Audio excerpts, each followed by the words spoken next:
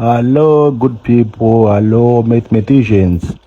Today we want to talk about trigonometry. Trigonometry, it is a branch of mathematics which involves calculating sides and angles of triangles.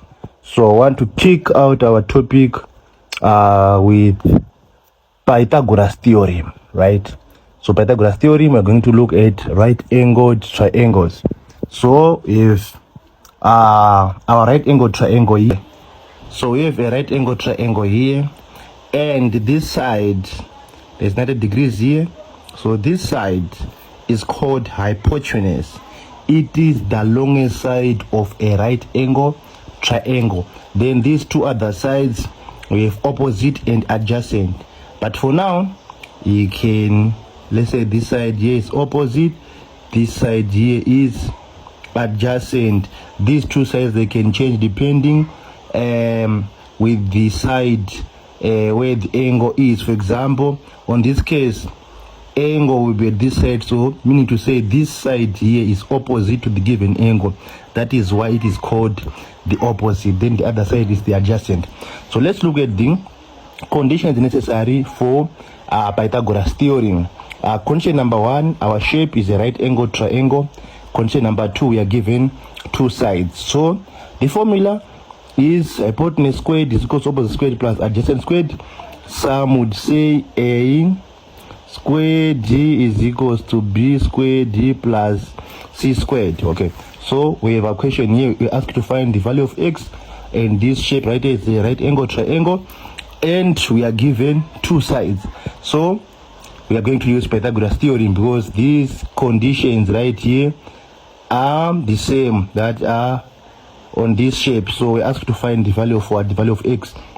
So our formula, like I said earlier on, is hypotenuse squared is equals to opposite squared plus adjacent squared. So we are expected to find a number which is more than, which is bigger than 4 and 3.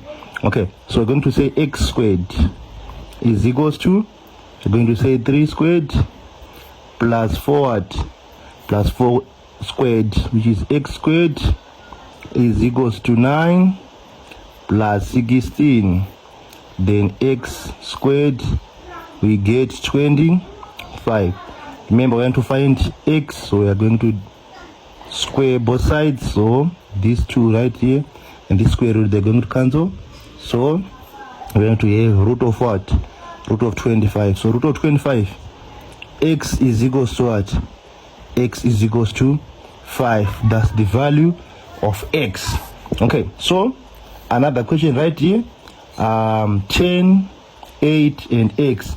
So remember, this side here is the hypotenuse, the longest side of a right angle triangle, and we are given a right angle triangle and we are given two sides. We need to say we're going to use Pythagoras theorem.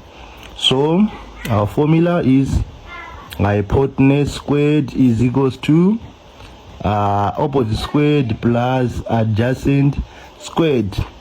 So our hypotenuse is equals to 10 what squared is equals to, let's say, X squared plus 8 squared, then 10 squared we get 100 is equals to X plus 60 what? 64.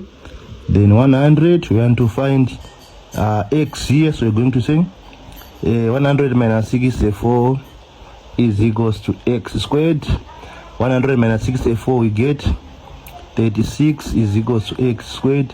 So we're going to square both sides. So these two here, this squared here and this root sign, are going to cancel. So it's now root 36 is equals to X. And what do we get? Root of 36, I get 6 is equals to what? Is equals to X. That's the value of X. So you guys, I want you to try this one. That's our right angle triangle, right? This side is 8. This side here is 12. So let's find this side here. Thank you for watching, and please let's subscribe.